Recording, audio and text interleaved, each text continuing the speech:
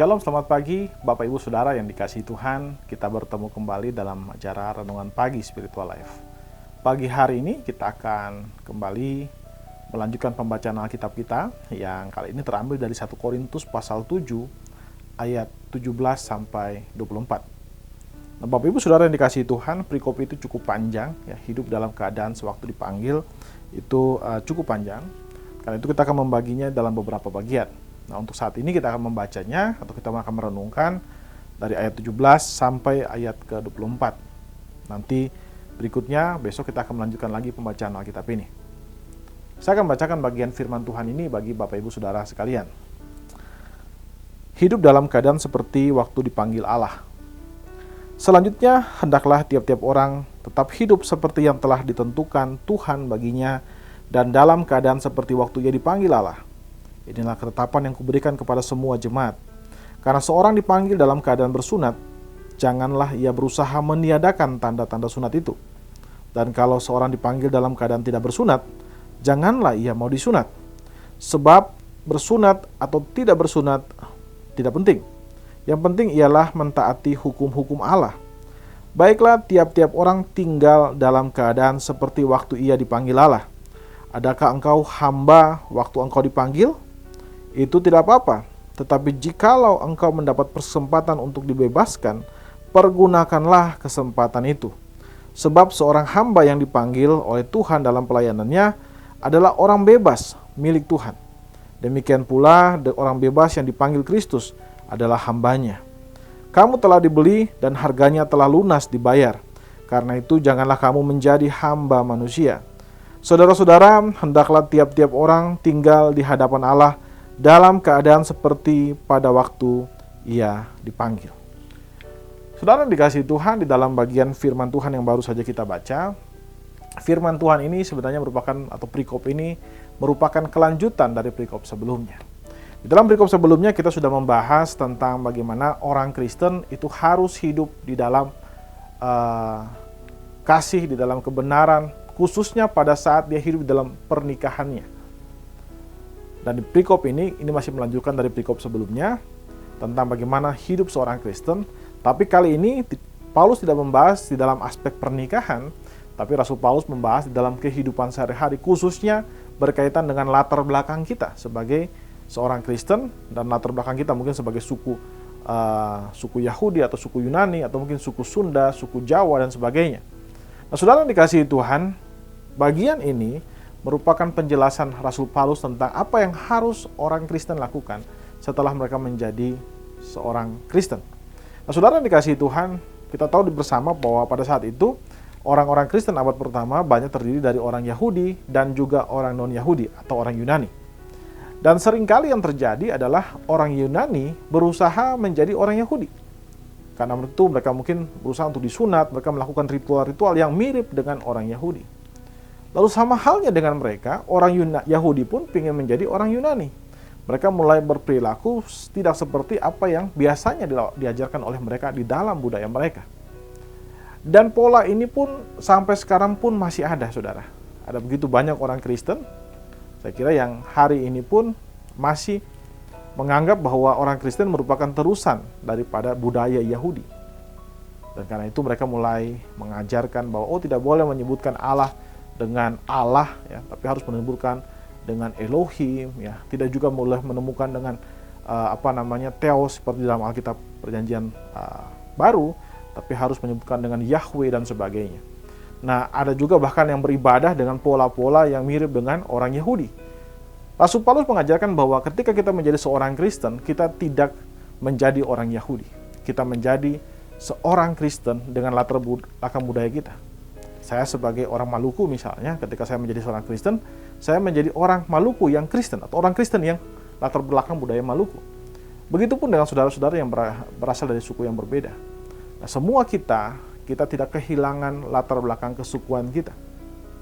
Lalu kemudian di bagian lain kita melihat juga Rasul Paulus menasihatkan supaya orang-orang Kristen pada saat itu mereka mereka harus menjadi seorang hamba yang baik.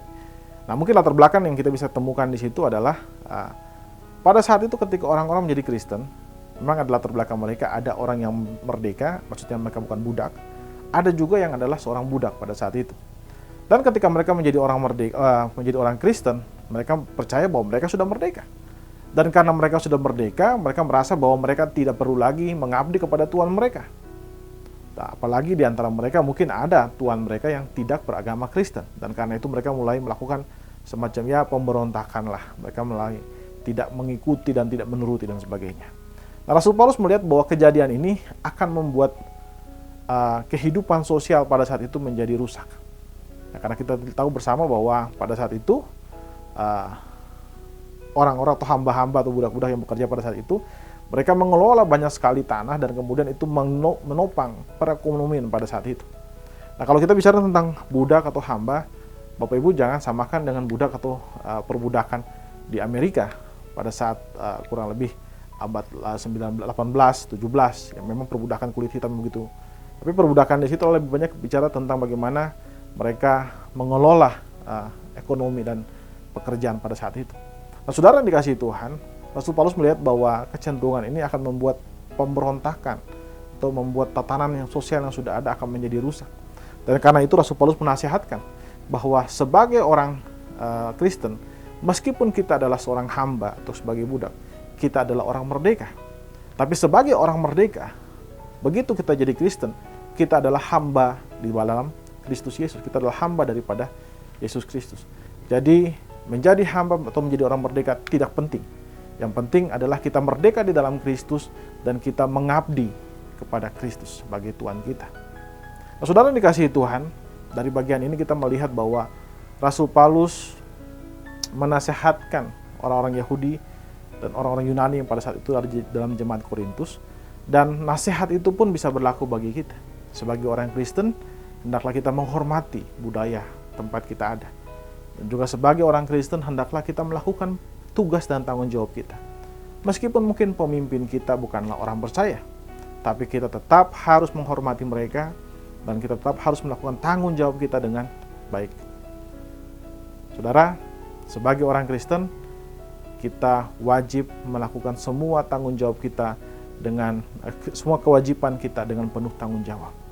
Jangan biarkan keadaan kita sebagai orang merdeka, keadaan kita sebagai orang yang sudah dibebaskan dari hukum Taurat, itu membuat kita tidak lagi melakukannya, tidak lagi taat kepada pemimpin kita. Tapi hendaklah kita melakukannya dengan penuh tanggung jawab.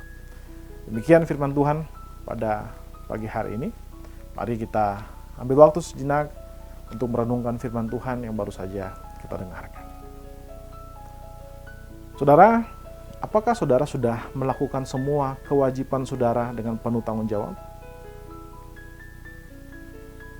Marilah kita mengambil waktu sejenak untuk mendoakan hal tersebut. Berdoalah meminta anugerah Tuhan melalui Roh Kudus untuk memberikan kepada saudara kemampuan untuk dapat melakukan semua kewajiban saudara dengan penuh tanggung jawab.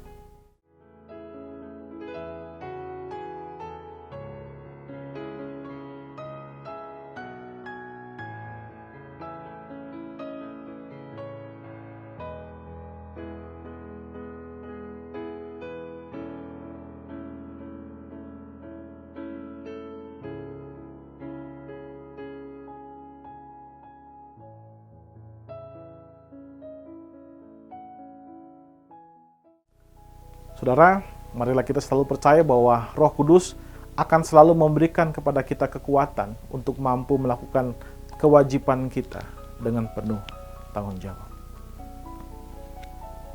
Mari saudara, kita tundukkan kepala, kita berdoa.